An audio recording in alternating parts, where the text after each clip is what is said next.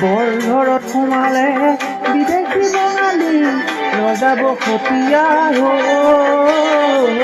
অধিকাৰ স্বাভিমান ভাষা মোৰ অভিমান বনিয়া হাতলৈ গ'ল।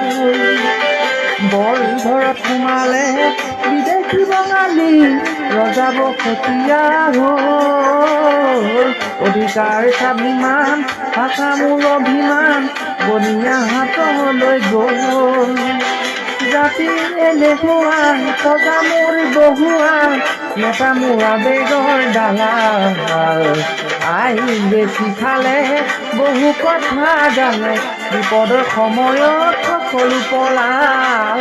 বিপদৰ সময়ত সকলো পলাল।